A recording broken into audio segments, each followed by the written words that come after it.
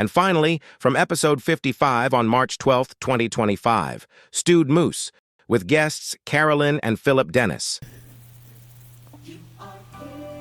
Oh. I like it. This intro music Yeah, I like it. is very pertinent to our special guests today. Do you know this song? I know it's from Come From Away.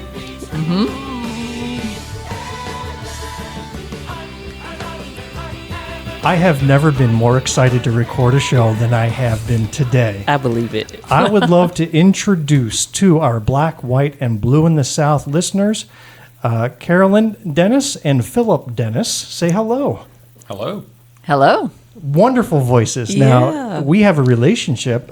Carolyn is actually my pastor and the pastor of Westminster Presbyterian Church in Greenwood. We don't really know who Phillip is, though. So what is your role here? I'm married to the pastor of Westminster Presbyterian Church Oh, my in goodness. Greenwood, South Carolina. You A have, very important role. A very you important have role. our condolences. But you're also a pastor in your own right. I am the pastor at Ware Shoals Presbyterian Church and a high school teacher at Emerald High School. Yay. Now, that is wonderful. That is this wonderful. is great. And these are two of truly the coolest people that I've ever come to know. And so I'll give you a little background on how this all went down, Jamil. Okay.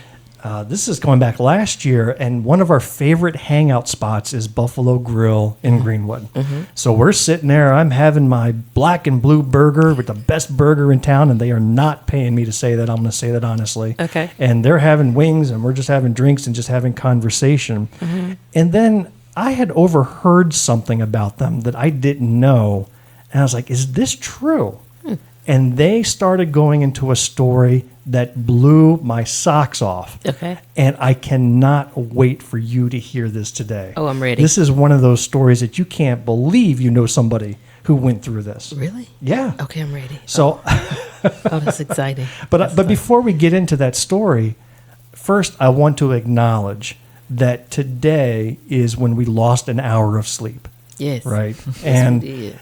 And this is also the busiest day. Sunday is when we're recording. The busiest day for a pair of pastors. Yeah. So they have an action-packed day already. They've been up since before the crack of dawn. Oh, wow. Like the crack of dawn had a crack of dawn, and they were up before that. And so we're all running on fumes. Yes. Is that right? Yeah, but I'm energized by being here. So, yeah, I'm getting a second wind. Oh, cool. Yeah. Oh, that was Phillip's head hitting the table. He fell asleep. He did not get a second win. He is out. What? Where are we? Theater of the mind.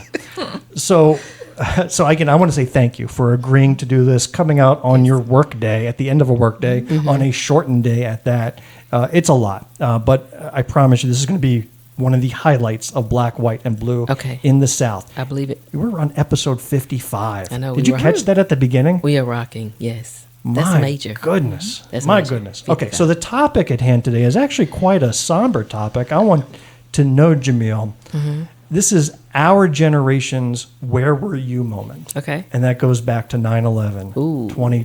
2001. Yeah. Right? We're actually approaching, we're a year away from the 25th anniversary of Wow. that.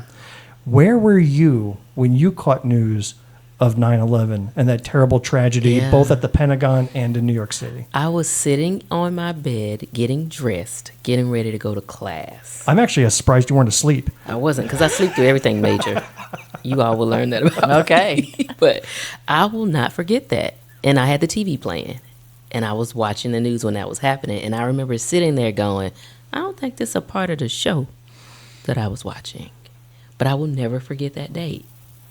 And even to this day, every time I look at my clock and it's 9/11, I feel a certain type of way. It still has Yeah. an impact, yeah. Well, as for me, I was actually a New Yorker at the time. I lived in a small city called Binghamton, New York, which is Yeah. about 3 hours west of New York City. And I was at work, and I worked for a transportation company that had tractor trailers in the heart of the city. So we had businesses, et cetera, that we serviced in city, and plus I went to school in northern New Jersey, and many of my colleagues that I graduated with worked in and around the city, so the connections were close. But I was at work when that went down, and I remember everybody just starting to stream into the conference room where the TV was going and watching it. And the first reactions that we had were, "What about Joe? What about Ted? What about whoever that we knew were in the area?" But it was also just absolute shock at what we were seeing. Since we were New Yorkers, this was our state this was happening in. And then word came about the Pentagon, word came about the field in Pennsylvania. And I remember driving home that day after work. So now fires are burning, and the rumors are spreading. And it was about a 20-minute commute on the highway to go back to my house. And I just kind of remember such a peacefulness on the highway during the drive. Like everybody was driving shocked, respectful. Like I don't think there was anybody doing 56 miles an hour. This is New York driving we're talking about, right? New York drivers were tailgating each other at 80. But you kind of make eye contact and just everybody just crying. And and I remember, that night when I took a shower and after my kids came home from school, they were just in elementary school at that time. I broke down in the shower crying. I mean, I was just, it was a heartbreak for all the families that didn't have loved ones to go home to that night, all across the nation. And then I also remembered kind of the next day, that feeling of despair and hopelessness and anger turned towards one of help. Like the lines around the blood banks in my town in Binghamton, just down the block for miles, because there was nothing else we knew what to do. Like, we didn't know who to send money to. We didn't have shovels that we can go help dig the debris. Everybody said, we're going to donate blood. And probably more blood was collected that day on 9/12 than on any other day in the history of blood drives. But today's story is not about you and I, Jamil. This is not as interesting to our audience, but it's to set the tone to talk to Phillip and Dennis and ask you, where were you when the towers were hit by those airplanes? Would you share that with us? Yeah. You see, they're conferring with each other to make sure their stories are straight. That's awesome teamwork. That's what I see. Teamwork. We were invited to a family wedding, and I have 5 brothers, and we have a big extended family, and weddings are one of the things that we don't miss. And so this wedding happened to be in southern France. Oh, nice. Oh, wow. We are also not jet setters, so this is not the sort of thing that we normally do. You see, Jamil, I don't have extended family in nice places like that. Like my daughter's getting married. She's in Albany, New York. Like that's what I get to look forward to. I don't get to go to no southern France. And he said it so calm. I know. Southern France. Yeah, just southern France. We go there every weekend. Big right. It was a little bit of a shock to us that Carolyn and I had both been school teachers, and our kids were in school. We have 2 daughters and a younger child, and but it was only our 2 daughters and us at the time. And I was in seminary, and I had started school, and the kids had started school, and we were told, "Oh, we're going to have a wedding at the beginning of September." And anybody who has kids or anyone who's a teacher thinks, "Oh, that's not a great time." But we don't miss these things. And so my brother, who had been studying in London, had met a woman from a tiny town, Vendôme, in southern France, and they were getting married. Wait a minute, Jamil, don't you have a son going overseas at some point? He does want to go really bad. Yeah, you just look what happens when you go overseas. just realize you better be booking your southern France ticket now. I know. Yeah, great things can happen. But so we went up. We thought the girls are old enough they could enjoy and remember this. So we went over to Paris for a few days to take advantage of that travel, and then we traveled on the train south, and we went to the wedding. It was beautiful. Oh, I bet so. And but we'd been gone about a week, and we hopped on a train to head back to Paris and fly out. We had a hotel there, and when we came into Paris, the airport and the train station are in the same terminal, and so was our hotel. And so we were walking along, and we went over toward the hotel, and my daughter said, where are you going? We're getting on the plane. And I said, no, we have to spend one more night here, and then we're going to get on the plane. And she said, I want to go home. And So this conversation was happening on September 10th? That's right. Okay. That's right, that night. And I knelt down beside her, and I said, tomorrow night you will be asleep at home in your bed. And Whoa. we All right, I got to look up some dun-dun-dun music. Whoa, do you see me? Some ominous music. Go ahead. and we went and spent the night in the hotel, got up early, actually missed our flight, and were put on an alternate flight. We But had to if- fly through Brussels, which was not a plan. We were supposed to fly from Paris straight to Atlanta, which was our home at the time. Okay. And so our new flight went through Brussels, and then it would go through to Chicago, and then to Atlanta. And so we got on the new flight. We flew all the way across the ocean, and right at there's a little screen on the headrest of the person in front of you that shows the map Yes. and where you're flying. And I thought that was just sort of a video that played that showed roughly where we were. But after we had been on the plane for 10 hours or more, the captain came on the PA and said, due to some trouble in American airspace, we are being diverted to Gander, Newfoundland. Okay, so you are in the air at this point. Captain comes on. Are you aware of anything that happened in the U.S. at that point? You get any text alerts? I don't know, phones were working great back in 2001. So you have to remember that in 2001, Right. we did not have Apple phones. We did not have Smartphones. very few people had cell phones. We had flip phones maybe. I don't think we had. But those nothing, at you that couldn't, time. you wouldn't get a phone call on a plane back then.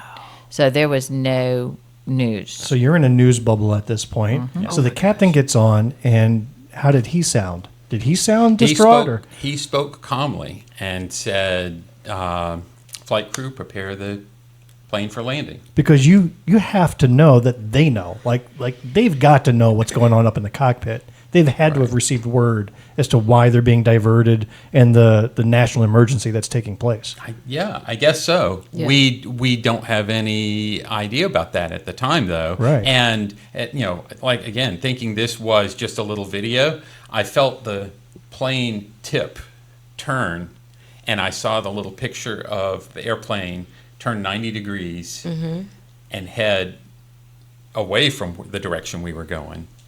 Headed towards where? Towards Canada, I assume, right? That would be 90 degrees Right. from New York. And so then we were headed up the coast to what we did not know where. I guess he said we were going to Gander, Newfoundland, and we didn't know anything about that. And I just figured, there are always. Jamil, up on the screen, I I just put can't a get- Google map. I can't get myself together. Okay. Go So ahead. this is, you see the little dot or the little marker there? Yeah. That's Gander. Okay. And you can see down below where New York, New Hampshire, Maine, there's the U.S. So how would you describe where Gander is? Like, that's an island. That is exactly what that is. So you're in the air, and they say, "Hey, We're going somewhere other than. Like, normally, I've been diverted before. We're that's like, I'm going to New York, and they say, we're going to route you to Boston, right? You're going to the next airport nearby, and you have to that catch is a cab. That's far. They far were away. headed to New York, and now they're going up to this island, and the town of Gander, which is an island. I guess it's part of the province of Newfoundland and Labrador, Yeah, right? yeah. So you're looking northeasternmost tip of Canada. Yeah. Gander was the departure point for transatlantic flights, the spot you go for refueling. Okay. When the range of aircraft was much less than it is today, and so they would go from there over to, I guess, England, and Mostly military refueling there. Okay. and so there is a huge was a huge Air Force base there, Right. and So it wasn't a commercial hotspot, but they had an airport for many other uses. correct.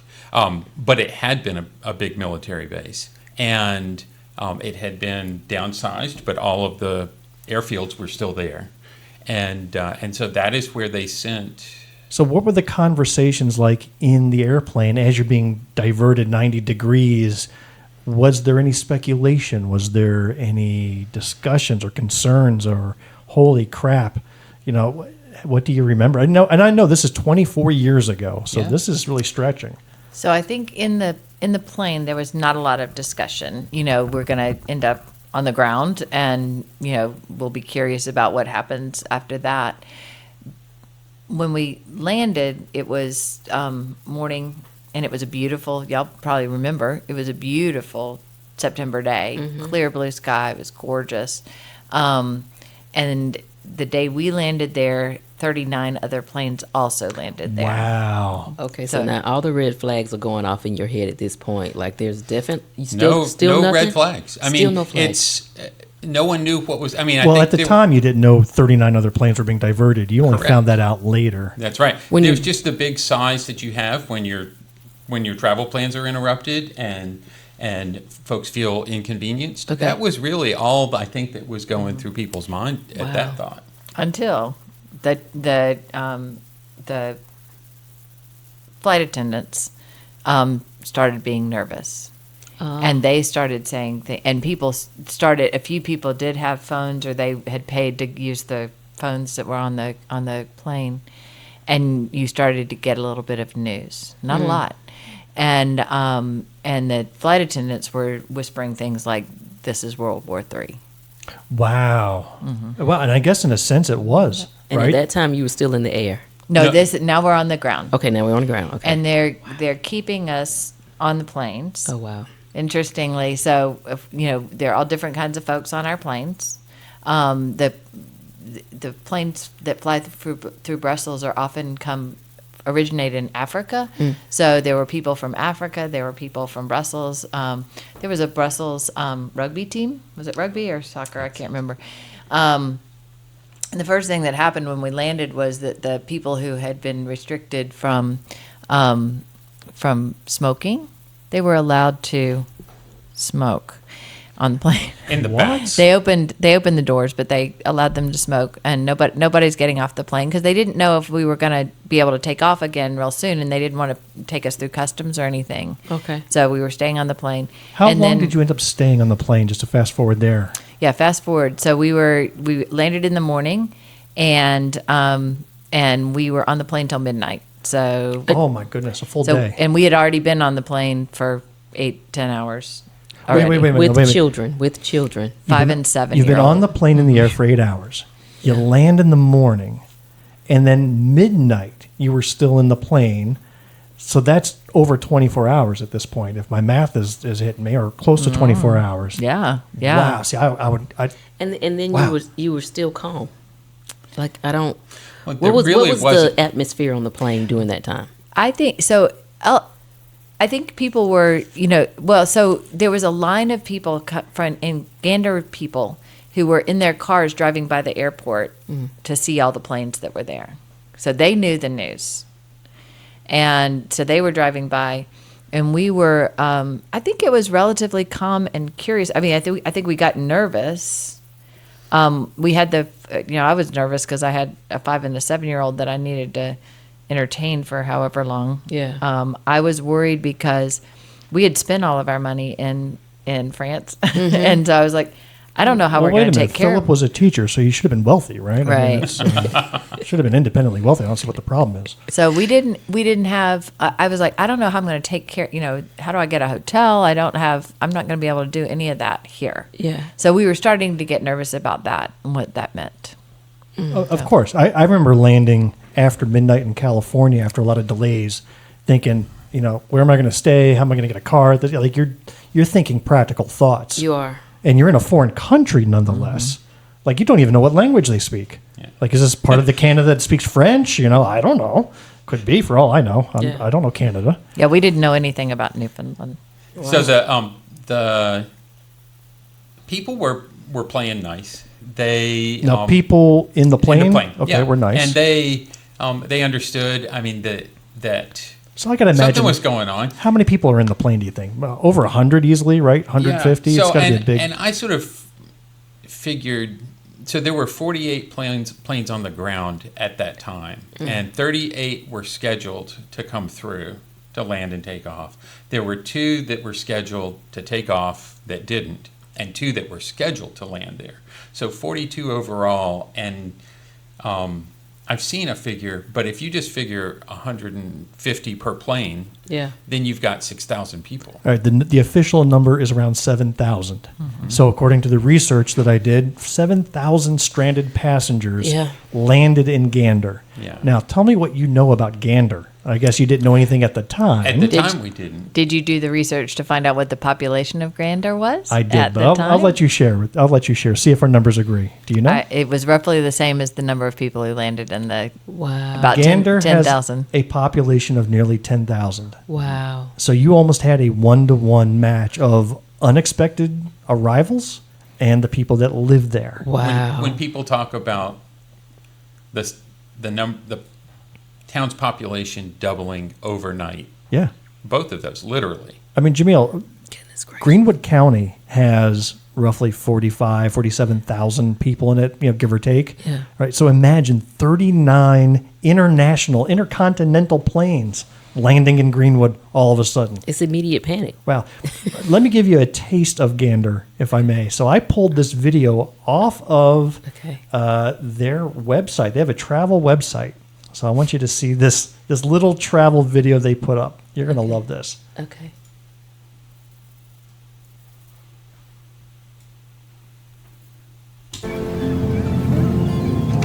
Hi, my name is Seamus. You might remember me from one of your favorite Newfoundland and Labrador commercials. Yes, that's a real number, with real Newfoundlanders and Labradorians ready to answer all of your questions about our beautiful province. This is the Newfoundland and Labrador Welcome Desk, and operators are standing by.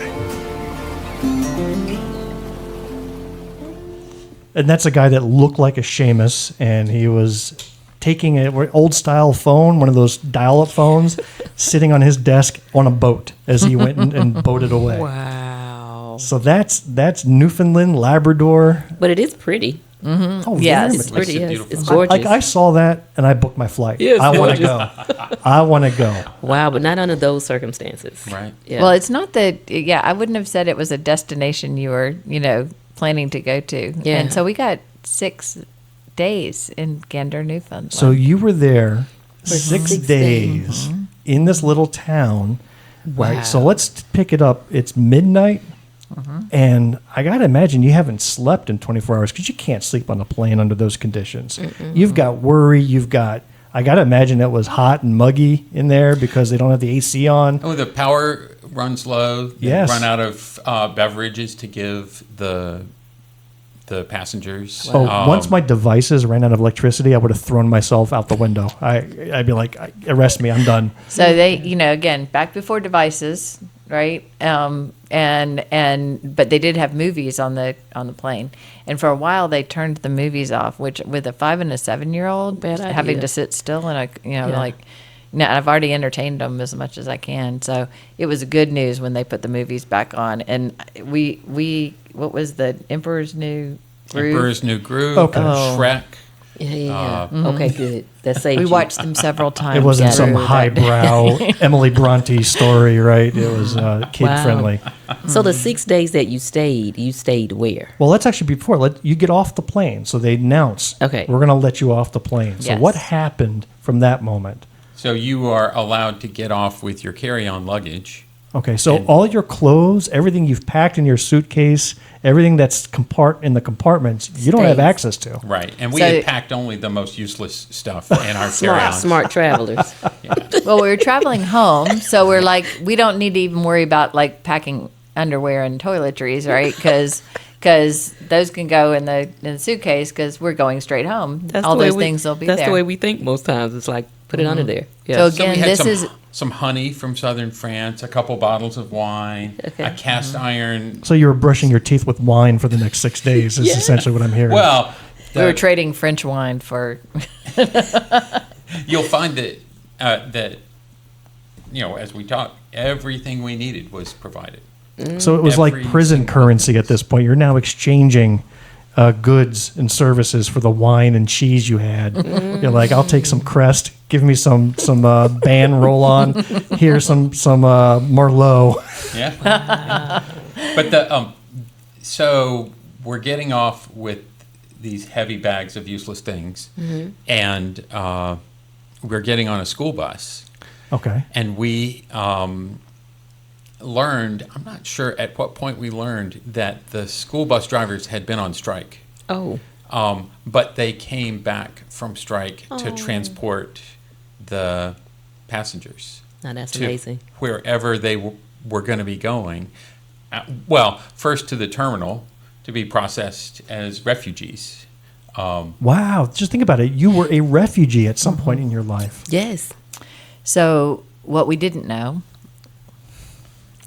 was while we were on the plane on that long wait, the whole town had mobilized to get ready to receive us because they did have, I think, one hotel, and all the airline personnel were going to be staying at that hotel, but they had to have place for the rest of us. So Red Cross and Salvation Army were getting ready for disaster relief. Wow. But this is Gander, so the Red Cross has got to be one guy named Seamus, right? And the Salvation Army is Margaret, right? And that's what you have, and still they came to your rescue. Yeah. And What we find after we go in and have a really beloved cold piece of pizza and warm Coca-Cola, which we were so grateful for. We get back with other people on the school buses, and we were driven to a school. And teachers, this is amazing, wonderful too. The teachers who were there had stayed from their day teaching all through the day and into the night, converting their rooms into the shelter. Can you hear the quivering in their voices as they're relaying this? Wow. Jamil, I texted Carolyn last night. I was reading about this myself. And what did I text you? I said, I don't think I can conduct this interview because I was so overcome by the testimonies I saw and the things I read, because this is the darkest moment in American history. And yet you found one of the brightest moments in humanity in Gander, Newfoundland, Labrador, Canada. Yeah. Let me read to you a little bit about this. There's a blog that's on the official 9/11 Memorial website, and there's a whole blog about what happened in Gander. So I want to start with this. Community television stations put out a call to lend a hand, do what you can. And schools and non-essential businesses were closed, allowing all Newfoundlanders ranging from senior citizens to school children to volunteer. Greeting the, quote, plain people. Like you can almost hear that accent. The plain people. Yeah. With warmth, locals provided meals, clean bedding, hot showers. Schools, churches, Legion halls were converted to makeshift dormitories. Some residents, including the mayor of Appleton, even invited visitors to stay in their homes. This is not something anybody can prepare for. There's no book to dust off. What do you do when 39 planes of people land in your town? There's no game plan. So this is truly people rising in one united effort of just neighborliness that I think has to be unparalleled. Yeah. Area pharmacies filled prescriptions without cost. Banks of free public telephones were installed so visitors could call home. Now, it's not just 39 planes of people. It's 39 planes of terrified, worried, emotional people who may have loved ones that they need to check in on because World War III had broken out, right? The first thing you want to do is connect. Continuing to read, they took the community center ice rink and turned it into the largest walk-in freezer in the country. Wow. Can you believe that? Once the basic needs were met, the Newfoundlanders looked to entertain the visitors because it's 6 days of boredom out in Gander. I mean, that was a lovely video, but I was already bored 30 seconds into it. I mean, it's lovely, but there's nothing to do out there. Yeah. I doubt their Wi-Fi is all that fast. All right, I may not know that. No, that's okay. No. No But they Wi-Fi organized, Yeah. it said that they organized tours of the town, bowling matches, concerts by local bands. Visitors were also introduced to regional cuisine, including stewed moose. And that's what I needed to ask you. Did you have any stewed moose in your 6 days in Gander? Not that I was aware of. Oh, you think they snuck it on you? Good answer. Well, the food thing really was remarkable, and I had heard later that the economy in Gander is pretty tight. It's just not, because it's not a tourist place, because some of that business from the downsizing of the airport had left. There were a lot of people who were sort of living paycheck to paycheck, and these people took their discretionary income, or maybe even the income they had to live on, and went and bought vegetables for salads for the plain people, bought meat for stews for the people. They may have gone into their freezers as well and pulled out the moose meat, but they gave really everything that they had, and it was all on tables for us at the school. And then I remember hearing a day or so into it that the health department had come through and said, you can't do this anymore. We're going to have another disaster on our hands, a healthcare crisis, because this food's going to go bad. It's just sitting out. And that's when they talked about sending it to the newly finished stadium. Right. And the stadium there is not for football. Where did you two end up staying, or the 3 or 4 of you? So the first night we stayed in a 3rd grade classroom in this elementary school, and Phillip went and got the kids all settled, and we had yet to see television. So, this happened at 8 a.m. that day, and they had in 2 things. You mentioned the phone banks and being able to connect with people. So I was able to get on a computer and check on people, and then in the media center.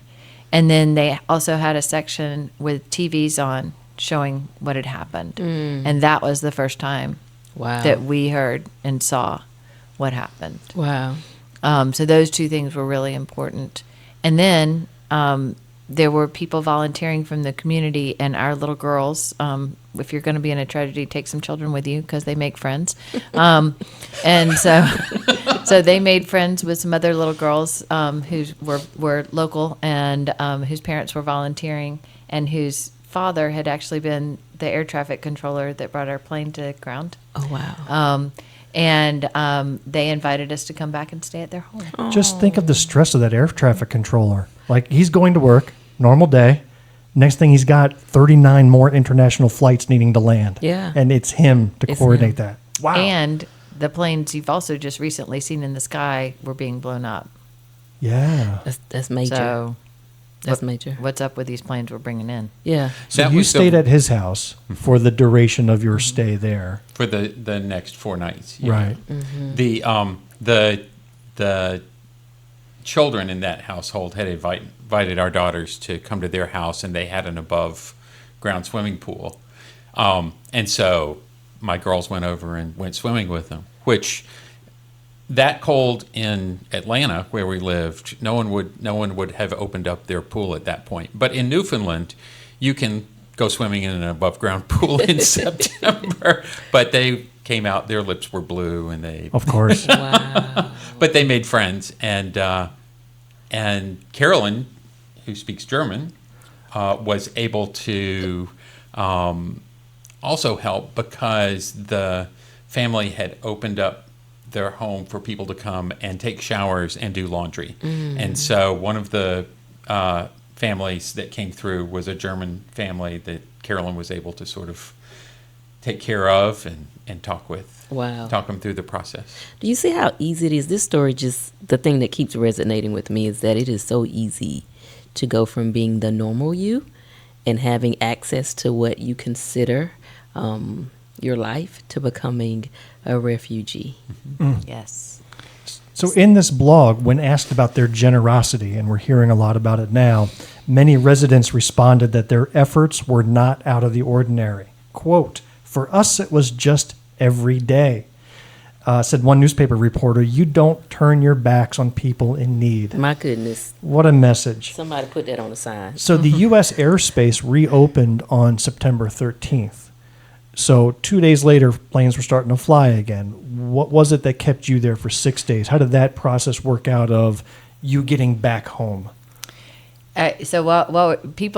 The plane people were trying to come up with ways to get back home. Turns out it's an 18-hour drive to get from Gander, Newfoundland into the United States. They're on an island. How do you drive? Like if you could rent a car, Right. You Ferry.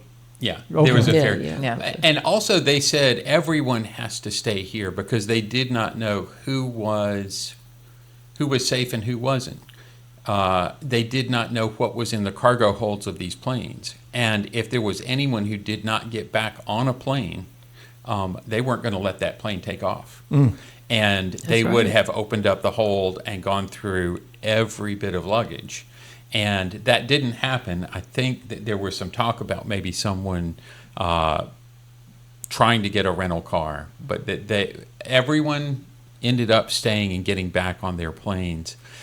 We were on the next to the last plane to leave, and I don't know what the last plane to leave did, but on our plane there was a woman from Greece who was on oxygen and was not in great health, and our pilot had tried to play that into, we have a medical emergency that we have to get this woman to, and that was seen through by the authorities.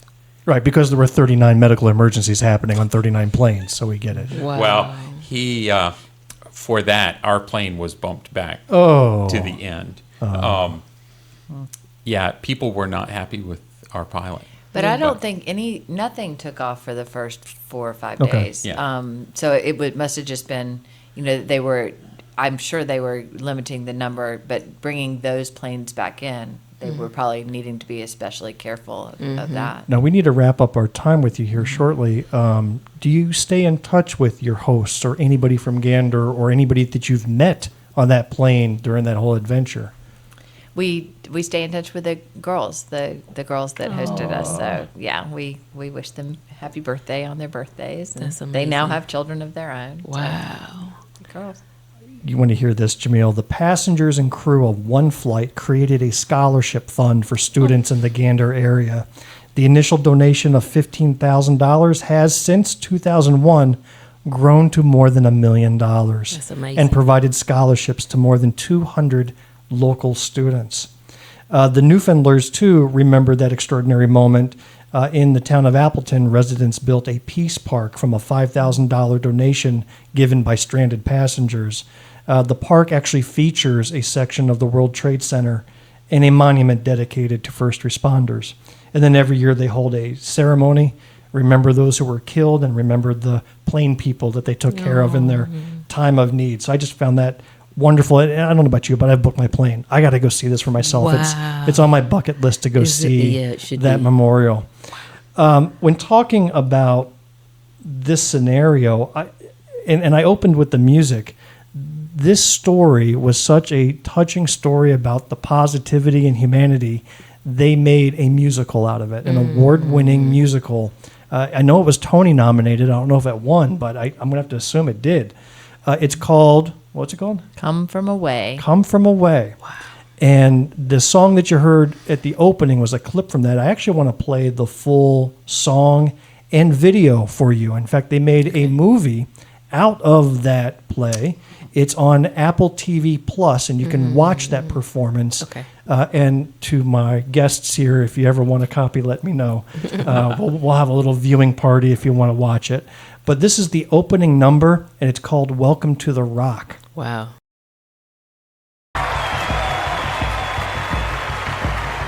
On the northeast tip of North America, on an island called Newfoundland, there's an airport. It used to be one of the biggest airports in the world. And next to it is a town called Gander. There's a 2-person police department. An elementary school. An SPCA. A local TV station. And a hockey rink. It's a small place on a giant rock in the ocean. Everybody knows everybody else. And everybody in this room has a story about how they started that day. Welcome to the rock if you come from away. You probably understand about half of what we say. They say no man's an island, but an island makes a man. Especially when one comes from one like Newfoundland. Welcome to the rock.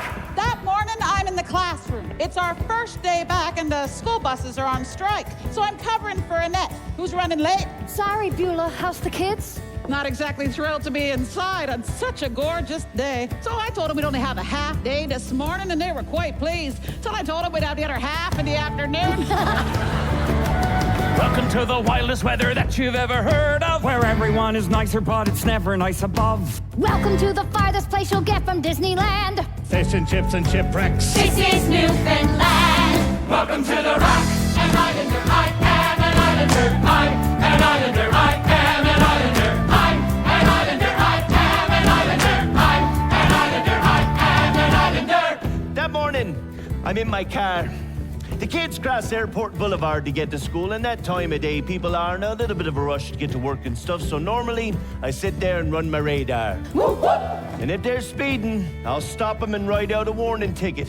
I'll write STFD. Slow the down.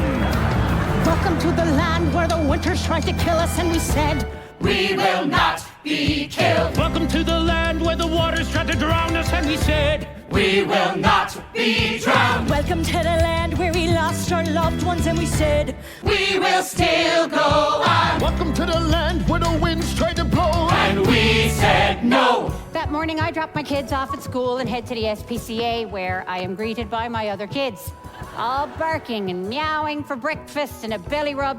Not that I'm complaining, I love them. But by the time feeding is done, I got to get back to pick up my human kids. So I take just 1 second for myself and I'm sitting in my car. I'm in the staff room. I'm in the library and I turn on the radio. You are here at the start of a moment on the edge of the world where the river meets the sea.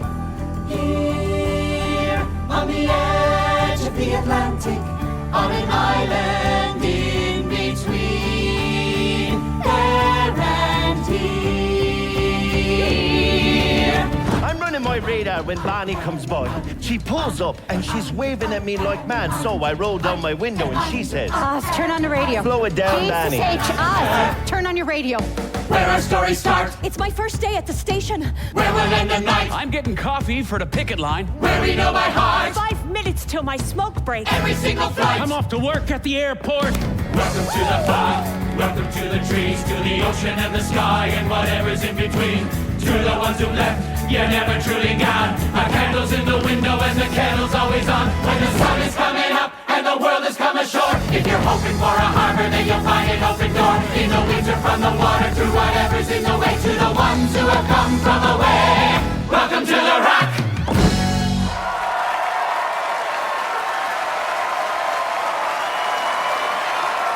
Wow. Wow, that's all I got. Wow, goosebumps. Goosebumps all the way around.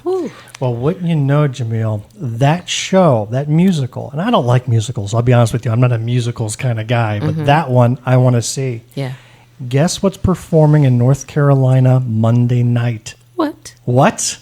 Yes, they are on tour right now throughout the U.S., and most of the cities are in the north, but they do have a showing 2.5 hours away from here in Greenwood. Monday evening at 7:30, and tickets are available. You want to go? I can't. He would pick a night that I can't. I didn't pick this night. I just looked it up. Gosh, oh my gosh. Yeah, they're playing in a town that is northwest of Charlotte. So as I look at the directions, there's only a 2.5 hour drive from Greenwood, and you'll get to see that amazing song, and plus a whole bunch of others. You should see the part where Phillip and Carolyn come out and dance and sing. It's incredible. The people playing you guys are supermodels. You guys look ripped and so beautiful, and they sing about your story, and it was great. Wow, that is Bill, cool. can I say 2 more things? Please. So I don't know if y'all remember about 9/11, but you did it beautifully, talking about the shock and just how good and kind people were to afterwards, and then the wanting to help. But the world was grieving with us. Everybody in the world was grieving with us. And we were in a town where the world was that day. Oh, wow. So there were people from all over the world watching that news with me that night. And so being in the room with all that global grief. Oh, that's amazing. It was something. Yeah. And then to be able to see this musical, because it was to see it from the other side. What were they doing while we were waiting on the plane? What were they, what was their perspective when the world came to town? Wow.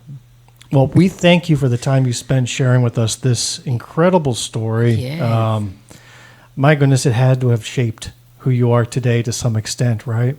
Definitely. Us and our kids. Yes. Wow. You said, I can't remember if it was Jamel or you, Bill, but that, what do you do to prepare for this? You can't do anything to prepare for this. Well, you can pack underwear next time as carry-on. That's what you can do to prepare. But what could people in that place do? And I think what you can do is you can raise your kids to be decent people. Oh, that's powerful.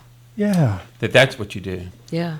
All right. And that's what we saw. Road trip to Gander. That's next up. That's it. That's it. Put it Thank on you, the Phillip. list. Thank you, Carolyn. We Thank appreciate you the so time you much. spent. This was Yeah. an amazing story. Wow. Thank You're you for the welcome. chance. Thank you.